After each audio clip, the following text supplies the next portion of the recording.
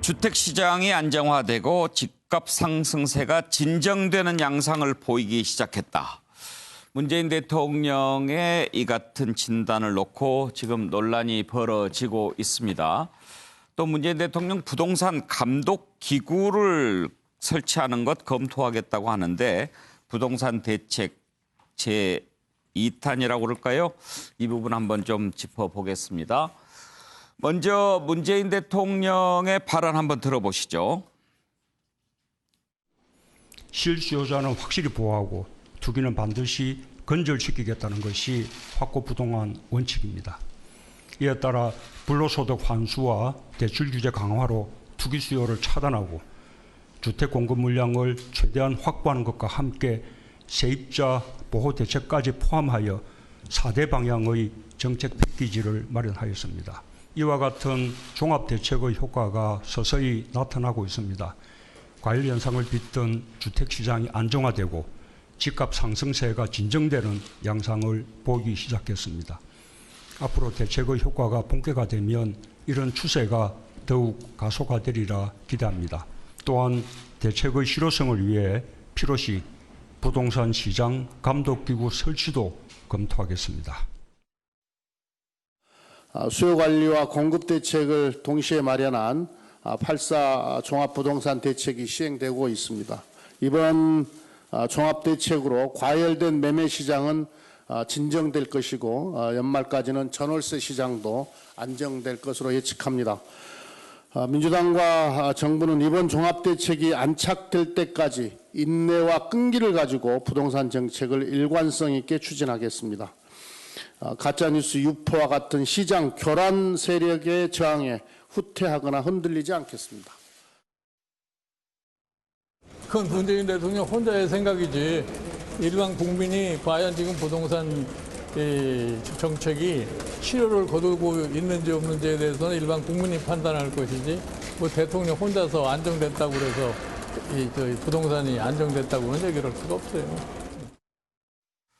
예, 자 현근택 부위원장 일단 네네. 정부 여당은 부동산 대책 효과가 서서히 나타나고 있다 이렇게 진단하는 것 같습니다. 네, 맞습니다. 그러니까 어쨌든 이 임대차 3법 개정하기 직전에 아마 전세값이 오르는 거는 아마 법 개정으로 인한 뭐 불가피한 현상으로 보고요. 아마 결국은 이 다주택자나 아니면 투기 여러 채 가진 분들이 내년 6월까지 어쨌든 시장에 좀 물건 내놓을 것이다 이렇게 보고 있고요.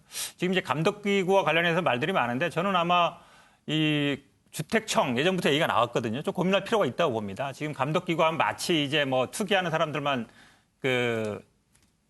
조사하고 잡는 이걸 생각하는데 저는 아마 주택 정책이 지금 어찌 보면 이제 뭐 공급이라든지 수요라든지 아니면 조세라든지 다 걸려 있거든요. 그럼 이게 주택청이 사실은 굉장히 유명한 게 싱가포르입니다. 싱가포르이 이제 국토가 한 제주도만 한데 인구가 한 500만 넘거든요. 그러다 보니까 땅이 좁다 보니까 어찌 보면 토지는 거의 분양을 안 해요. 건물만 주는 식으로 하거든요. 그러니까 사실 이거 되게 시위도 된 적도 있습니다. 우리나라도. 그래서 이런 어찌 보면 이제 임대주택을 좀 싸게 공급한다 이런 취지였는데 이 감독기구는 아마 한시적일 수 있어요. 왜냐하면 지금 보면 투기 수요를 감독하는 거지만 장기적으로 봤을 때는 저는 아마 우리도 이 주택청이라는 거를 좀 고민해서 공급할 수 있는 더구나 이제 국민들한테 서민들한테 임대주택을 질 좋은 임대주택을 좀 더 싸게 공급할 수 있는 그런 방법들을 찾아야 된다. 그렇고 고민할 때 됐다고 봅니다.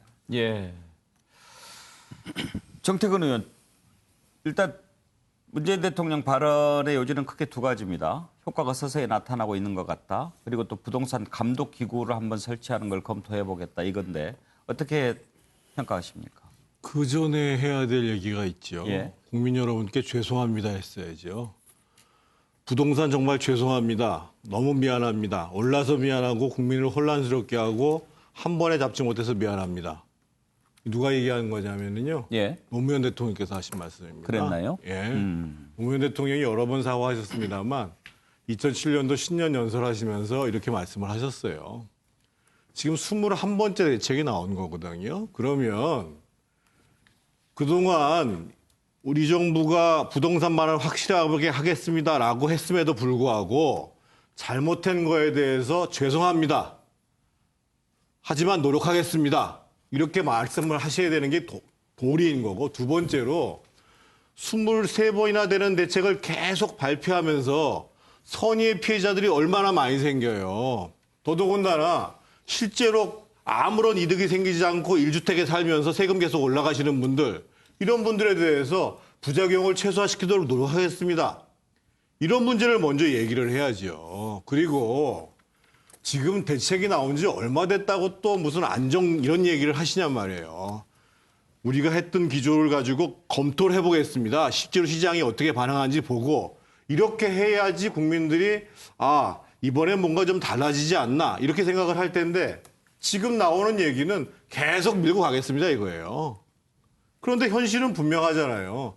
지금 계속 비가 오면서 매수세 자체가 줄어드니까 뭐 예를 들면 가격 문제와 관련해서는 조금 더 무슨 안정되는지 모르겠지만 앞서 얘기한 것과 다르게 실제로 전세값은 계속 올라가고 있는 거고 그래서 저는 결국은 부동산 정책의 최종적인 책임자는 대통령입니다. 그래서 대통령께서 조금 더 신중하고 조금 더 상황을 냉철하게 바라보고 그리고 보다 더 폭넓은 시각으로 정책에 대해서 검토하지 않는 이상 이 문제 해결 쉽지 않습니다.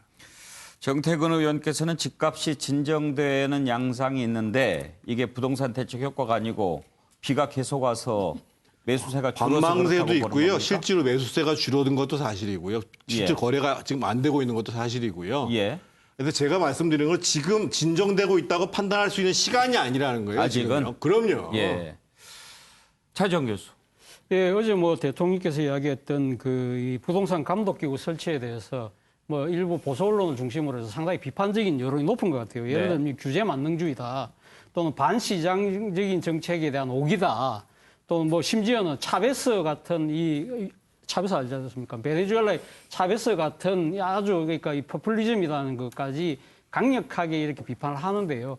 아마 문재인 대통령 생각에는 이런 생각이 제가 지금 판넬에 써놓은 예. 것처럼 과연 그럼 시장은 만능일까라는 생각을 갖고 계신 것 같아요. 예. 예를 들면 이 앞서 뭐 노무현 대통령 어록을 인용을 했으니까 제가 노무현 대통령 어록을 인용을 하면 노무현 대통령이 2005년에 이런 이야기 하신 거 기억합니다. 권력은 시장으로 넘어갔다고 이야기했거든요. 그런데 문제는 그때 당시 그러니까 우리가 이 노무현 대통령이 이 말은 다 기억하는데 그 다음에 붙은 말을 기억을 못해요. 뭐냐? 상생대책도 그러면 시장이 내놔라는 겁니다.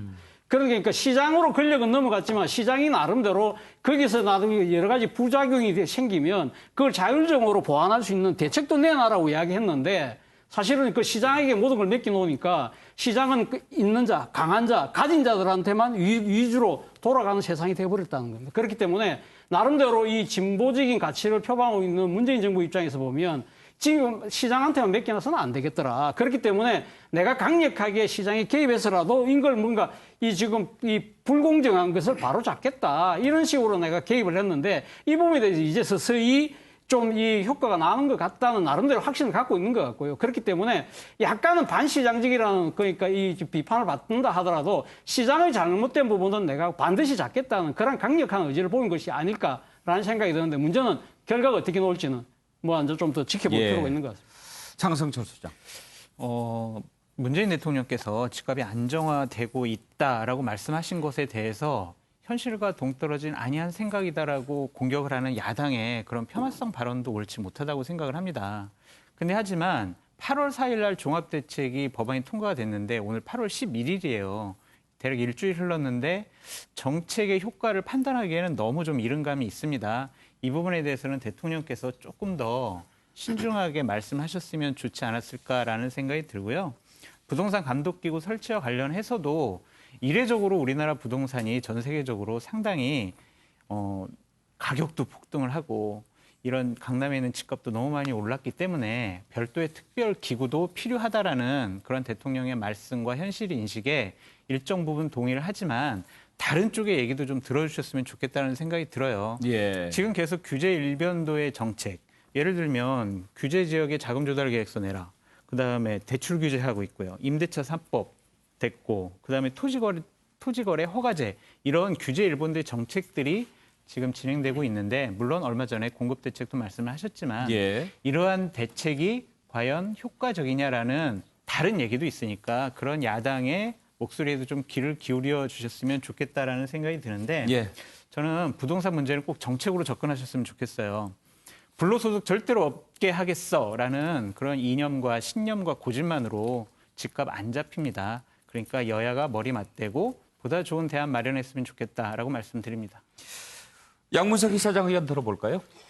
그 아까 뭐 김종인 대표가 대통령 위원장, 생각이라고 이제 이야기를 했거나 그다음에 장 소장도 그런 비슷한 이야기인데 진정에 부동산이 이제 진정되고 있다라는 이야기. 예.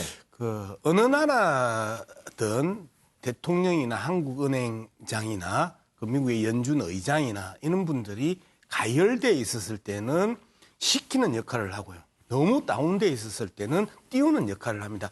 그러면서 언론이 그걸 받으면서 전체적으로 시장의 안정화에 대한 메시지로 그 활용을 하거든요. 그러면 지금 과열되어 있던 부동산 시장이 대통령이 진정 국면으로 접어들고 있다라는 부분들은 전체적으로 진정 국면의 그 현실적 상황과 미래적 상황에 대해서 명확하게 메시지를 던지면서 이 진정에 대한 강력한 의지의 표현으로 읽는 게 정상적인 해도가 아니냐. 진단이기도 하면서 메시지이기도 하다. 그렇게 읽는데 지 생각이지. 지금 이런 식으로 그 야당 대표가 이야기한단 말이에요. 그게 그렇게 자꾸 단락과 표현과 그다음에 이 맥락을 자꾸 배제하면 그렇게 말꼬리가 계속 물려가는 거예요. 참 바람직하지 않은 정치다. 저는 그렇게 생각합니다. 예. 서정욱 변호사. 예. 저는 판넬에요. 결국 감독기구 설치하지 말고 시장에 맡겨라. 이렇게 적었거든요. 예. 지금 이게 두 가지가 저는 문제라 봅니다. 첫째는 이제 그 시장을 이기는 정부는 없다. 시장을 이기는. 그다음에 두 번째, 대책이 나올 때마다 부동산 값이 올랐어요. 결국 이게 한 번도 대책을 안 냈으면 지금처럼 올랐겠습니까? 결국 이게 그 대책이 나올 때마다 시장은 더 빠르게 예측하기 때문에 이걸 합리적 기대를 합니다. 따라서 가격이 더 올랐고요. 저는 지금 문제가 결국 이게 부동산 정책을 내야죠. 근데 부동산 정치를 한단 말이에요. 정치. 저는 정책이 필요하다. 그래서 자꾸 이게 규제 1번도보다는 시장에 맡기는 친화적인 이런 이게 정책이 필요하다. 이렇게 봅니다. 예. 장성철 소장 어떤 말씀? 네, 그 양문석 위원장님께서 대통령의 의지 그 부분에 대해서 인정을 해줘야 된다고 말씀하셨는데 당연히 인정해야죠. 인정해야 되는데 대통령께서 직감만큼 자신 있다고 계속 말씀하셨잖아요.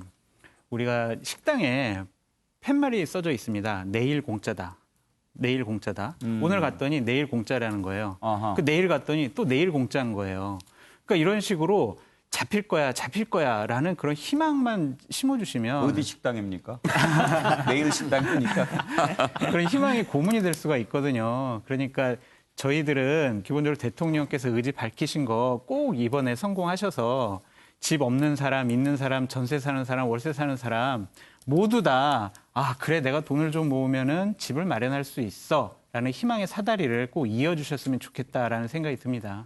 예, 정태근 의원. 한 가지 오해가 있었어요. 지금 그 문재인 정부나 민주당을 비판하는 사람들이 모두 다 시장 만능 얘기하는 거 아닙니다. 시장이 제대로 작동할 수 있도록 정책을 쓰라는 얘기거든요. 예를 들면 그 이전에 훨씬 이전부터 공급 시장에 대해서 정부가 신경을 썼으면 훨씬 더 이 문제가 원활하게 풀리지 않았겠느냐. 태릉 골프장에다가 아파트를 짓는 것보다는 성남 골프장에다 아파트 지으면 강남 집값 잡는데 훨씬 더 유리하지 않느냐.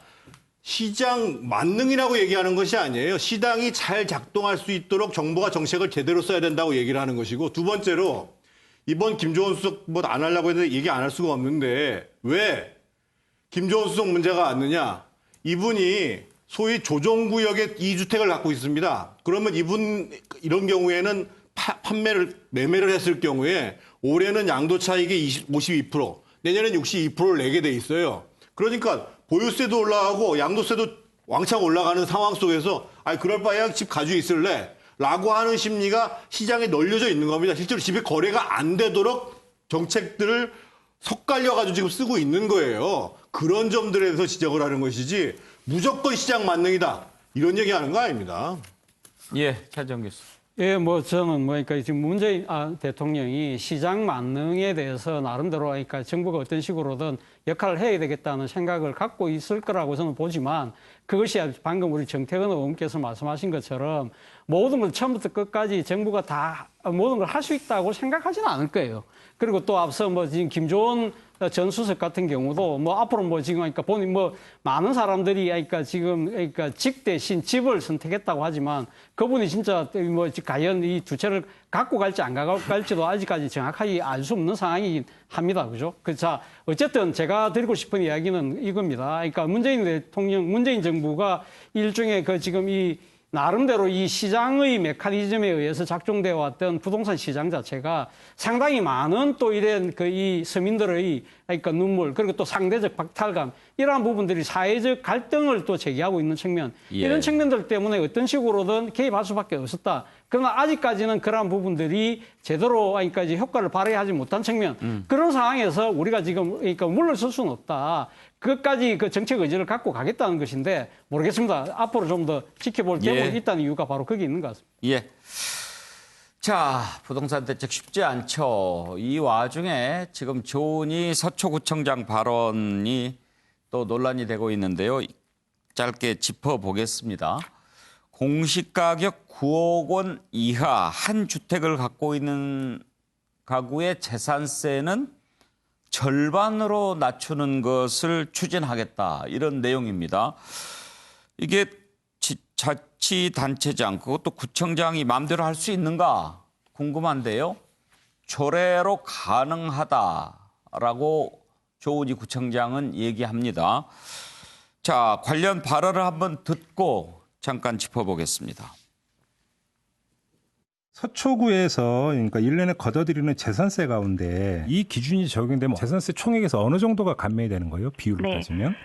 재산세는 문재인 정부 출범한 이후로 3년 동안 거의 72%가 증가를 했어요. 네. 그런데 9억 원 이하의 1가구 1주택에 한해서 감면을 할 경우에 한 가구당 평균 20만 원이 되지 않아요. 제2긴급 생활비가 1인당 20만 원을 국민들에게 드렸는데 그 액수에 비하면 조금 적은 거죠. 그래서 전체로 하면 40억에서 최대한 60억 정도 규모니까 서초구가 먼저 시작하면 정부나 다른 지자체도 할 거라는 확신을 갖고 시작을 하는 겁니다.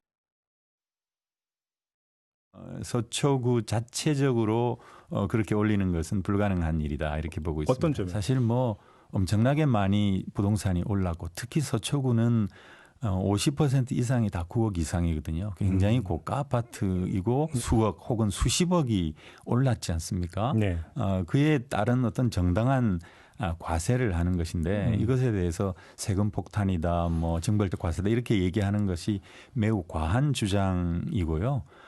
또 1가구 1주택만 이렇게 분리해서 굳이 이렇게 세금 감면을 특히 재산세 감면을 하겠다는 것은 아무래도 좀 인기 영합적인 그런 면이 있지 않나. 그런데 구청장이 그 자기 구 재산세를 저렇게 마음대로 할 수 있나요? 네, 가능합니다. 지방세법 111조에 보면은 예를 들면 재해라든지 여러 가지 뭐 필요에 의해 가지고 그 재산세를 감면하는 조항이 111조에 나와 있는데 지금 이제 이해식 그 지금 전에 삼성구청장을 했고 지금 그 강동했죠. 국회의원이죠. 두 가지 저기에는 이제 많이 올라갔기 때문에 이미 이제 그 재산 가치가 많이 올라가기 때문에 그 정도는 내야 된다 이런 얘기고 또 한 가지 얘기한 건 뭐냐면 그 재산세가 이제 그 자치구의 절반 그리고 서울시의 절반이 가 있는데 서울시 건 어떻게 할 거냐 뭐 이런 두 가지 논거를 얘기를 하거든요. 근데 지금 이제 조은희 구청장이 얘기하는 것은 저는 나름대로 상당히 창의적인 행정이라고 보는 이유가 뭐냐면 조건을 이렇게 걸었습니다. 1주택자. 1주택자는 재산 가치는 올라가지만 재산이 실현되지 않습니다. 그렇죠. 하지만 세금은 계속 올라가고 있고 더더군다나 소득이 없는 경우 같은 경우에는 상당히 부담이 될 수 있다는 거거든요. 그런 차원에서 지원을 하겠다 이런 경우고 그러면 서울시부는 어떻게 할 거냐. 제가 봤을 때는 일단 재산세를 납부를 하고 서초구가 조례를 만들어가지고 환급, 서초구가 가져가는 부분에 대해서 환급을 해주는 방식을 택할 수가 있거든요. 그래서 저는 저 문제가 현실화됐을 경우에 특히 1주택 보유자들 같은 경우에 그 9억 원 이하 공시가 이하인 그 갖고 있는 분들한테는 상당히 영향을 미치고 다른 구청장들도 아마 상당히 좀 고민에 빠지지 않겠는가 이런 생각을 해봅니다. 그런데요, 이런 생각은 듭니다. 1가구만 가지고 있는 분들에게 뭐 종부세 물리고 이런 것에 대해서 논란이 있는 것 충분히 이해가 되는데, 예를 들어서 1가구 1주택 갖고 있는 사람한테 너무 비싼 세금 물리는 것 옳지 않다, 좀 깎아줘야 된다라고 공론화하는 거 하고 우리 구만 이렇게 깎아주겠다라고 하는 것은 다르지 않아요? 예를 들면 지방선거 앞두고 단체장이 자기 표를 의식해서 불법 주차 단속도 덜 한다고 막 이런 얘기도 하지 않습니까? 그런데 자기 구만 세금 깎아주면은 그거 얼마나 큰 선거운동 되겠어요? 그거는 이제 이전에 민주당에서 일상적으로 해왔던 방식이거든요. 예를 들면 가장 대표적인 게 무상급식 논쟁이 있었습니다. 그리고 친환경 급식 논쟁이 있었을 때 우리 군은 돈이 좀 더 들어가더라도 무상급식 먼저 하겠다. 그러니까 우리가 지금 이제 현행법상 자치단체 장의 재량권을 어디까지 볼 것이냐라고 논란이 벌어질 수 있지만 현재 법에 나와 있는 상황 속에서 보면 재량권을 발휘할 수 있는 것이고, 그래서 예를 들면 가장 대표적인 게 서울시하고 경기도 같은 경우가 지난번에 재난지원금을 국가에서 주는 100만 원 이외에도 별도로 서울시하고 경기도가 줬거든요. 예. 거기에 대해서 지금 조은희 구청장 같은 경우는 나는 추가로 이득이 생기지 않으면서 재산세 부담이 늘어나는 사람들에 대해서 경감해 주는 방식으로 지원을 하겠다. 이런 선택을 한다는 거죠. 형은택 부위원장은 네네. 어떻게 생각하세요? 저는 이걸 뭐 무상급식 이거랑 연결하는 건 말이 안 되는 것 같고요. 사실 이런 경우 굉장히 많습니다. 조례를 제정했을 때 이 조례의 유효냐 무효냐, 지금 말 잘하신 것처럼 이게 원래 취지에 안 맞는 거예요. 원래 취지는 뭐냐면 재난이나 재해가 닥쳤을 때 임시적으로 깎아주는 거거든요. 우리가 특별 재난 지역 할 때도 세금을 깎아줍니다. 목적이 안 맞는 것이죠. 조례도 기준이 목적은 있겠죠. 그렇죠. 목적은 지금 어찌 보면 말은 안 하지만 재산세 많이 올랐으니까 우리 군은 깎아주겠다는 거거든요. 이거는 이제 행자부에서 그 조례에 대해서 무효를 명할 수 있고, 만약에 안 되면 대법원에 가게 됩니다. 예전에도 보면 이런 경우에 이제 무효 판결이 난 경우가 많아요. 그러니까 어찌 보면 말은 어찌 보면 뭐 얘기하지만 실제로 원래 그 취지에 안 맞는 것이죠. 임시적으로 재해라든지 이런 때 깎아주는 게 안 맞기 때문에 저는 뭐 법적 다툼을 갔을 때는 물론 당연히 뭐 구청, 구의회에서 행자부와의 이거를 거치겠지만 뭐 대법원에 간다 그러면 저는 무효가 날 가능성도 높다고 봅니다. 예, 저도 이게 안 된다고 보는데요. 예. 지방세법 111조 3항에 보면요. 뭐냐면 이게 그 특별한 재정 수요나 그다음에 재해 등의 발생으로 예. 세율이 조정 필요할 때는 50% 범위 내에서 가감할 수 있다. 이 말은 근데 특별한 재정 수요가 있으면 가중할 수도 있고, 예. 그다음에 재해가 있으면 감경할 수 있거든요. 예. 그런데 서초구만 재해가 있습니까? 집값 상승은 서초구만이 문제가 아니잖아요. 이게 재해라는 개념 속에 아무리 포섭이 안 된다는 거죠. 예. 따라서 저는 이게 그 위헌이 될 가능성이 많다 봅니다. 네. 저는 그런 논란이 충분히 있을 수 있습니다. 그러함에도 불구하고 지금 자치단체장이 자신의 구민들을 상대로 해서 어떻게 보면 창의적으로 그 구민들이 갖고 있는 어려운 문제에 대해서 접근을 하는 거거든요. 지금 재해나 재난에 대한 거고, 그리고 재정 수요에 대한 부분. 예를 들면 내가 일정 정도의 우리 구가 지출할 다른 예산을 줄여서 이 부분들을 경감해서 우리 구민들을 지원하겠다라는 얘기를 할 수도 있는 거예요. 다만 그것을 가서 실제로 최종적으로 심판을 할 때 결과가 어떻게 날지 모르겠지만 그것을 그런 창의적인 행정을 하라고 자치정부를 만들고 있는 것이고, 그리고 그런 속에서 구청장이 그런 안을 낸 거예요. 그래서 그것 자체를 무조건 안 된다. 글쎄요. 이렇게 얘기할 수는 없다는 세금 거죠. 깎아주는 것을 창의적인 행정이라고 볼 수 있는지 그 부분도 좀 논란이 될 것 같은데, 지금 율사들 말씀 들어보면은 실제로 어렵다라고 하는데, 만약에 어려워서 안 될 것 같으면 조은희 구청장은 그냥 립서비스 하는 거죠. 아니죠. 실제로 시도를 하고 그것을 나중에 심판을 받을 필요가 있는 거죠. 예. 평가의 결이 이제 달라질 수가 있는데요. 전형적인 정치적 발언, 우리가 일상적이고 통상적으로 사용하는 전형적인 정치적 발언에 될 가능성이 높다. 그럼 우리나라에서 가장 비싼 시군구, 가장 잘 사는 사람들이 모여 있는 시군구에 1, 2, 3위 안에 들어가는 데가 서초구고, 대체적으로 서초구가 가장 잘 사는 데라고 이야기를 할 겁니다. 아주 달동네의 그 구청장이 저는 이야기를 했었을 때는 말 그대로 피부에 다가오고 각 정당이 저걸 정책으로 어떻게 그 해결해 나갈 것인가를 고민할 텐데 예. 서초구 구청장이 저 이야기를 던졌었을 때는 기본적으로 왜 그 이야기가 나올 수밖에 없는 상황이 그래서 정치적 발언으로서의 그 이 해프닝 예. 정도로 보는 게 안 타당하겠나? 아니, 한 말씀 안 드릴 수가 없는데요. 예. 저런 발상까지 나오게 된 이유는 이제까지의 입법 자체가 과속을 했기 때문에 발생한 문제예요, 기본적으로. 왜? 실질적으로 아무 소득이 없는 사람들이 재산세가 계속 늘어나는 것 속에서 상당히 어려움을 겪고 있다는 것들을 현장에는 구청장들이 목도하고 있는 겁니다. 그거는 서초구의 문제뿐만 아니라 지금 서울 강북에는 여러 구청에서 사람들이 제기하는 문제예요. 그래서 애초부터 부동산 관련 세제를 입법했을 때 저런 부작용이 있는 부분들까지를 고려해가지고 하지 않고 기본적으로 어떻든 세금을 가지고 재산이 많은 사람들에 대해서 이거 문제 있다 팔아라 라는 방식으로 입법을 했기 때문에 예. 그러면 우리가 실제로 그것을 경감해주는 방법들을 내가 현장에서 찾겠다라고 얘기를 하는 것인데 그거를 왜 아주 편의적인 행정이라고 생각하냐 말이에요. 알겠습니다. 지금 이제 정태근 의원께서는 가급적 발언권을 좀 먼저 듣고 얘기를 해주시고요. 아니, 너무 정치적이라고 얘기를 하니까 그렇죠. 현장에서 국민들이 입장에서 딱 봤을 때 한마디만 합시다가 있으니까 예, 제가 헷갈렸어요. 잠깐만요. 장성철 소장 발언이 아직 안 나왔으니까 듣고 그리고 갑시다. 그러니까 저는 예. 정태근 의원님께서 말씀하신 부분 충분히 일리가 있다고 생각을 해요. 당연히 자기 구청, 구민들을 위한 정책을 개발해야죠. 근데 저거는 좀 국민 정서랑 안 맞는 것 같아요. 왜냐하면 공시지가 서초구에서 9억이면은요, 대략 집값이 20억이 넘을 겁니다. 20억이 넘은 분들이 20만 원 경감해 준다고 그렇게 크게 어려울까요? 20만 원을 더 부담을 해야 된다고 어려울까요? 아니면 20만 원을 가감해 준다고 그렇게 좀 큰 도움이 될까요? 그런 부분에 대해서는 좀 국민의 눈높이와 감정에 맞지 않는 그런 선택이 아니었나라는 생각이 들어서 예. 자칫 잘못하면 저분이 내년도 서울시장 재보궐선거에 어떤 정치적인 의미가 있지 않느냐라고 오해를 받을 수도 있을 것 같아요. 그렇기 때문에 정태근 의원님께서 말씀하신 이런 부분도 정말 서울시와 같이 구청장들이 모여서 함께 논의하는 제안 형식으로 했으면 좋지 않았을까라는 그런 좀 아쉬움이 있습니다. 지금 조은희 구청장도 서울시장 출마설이 있습니까? 언론에서 좀 이렇게 언급이 되더라고요. 그래요? 네. 장문석 이사장 말씀 듣고 제가 하고 예. 그 정 의원 하시면 좋을 것 같은데 그 서울시장의 꿈을 갖고 저런 발언을 하는 부분에서는 나무랄 일은 아니에요. 자신의 정치적인 그 측면에서 이제 보면.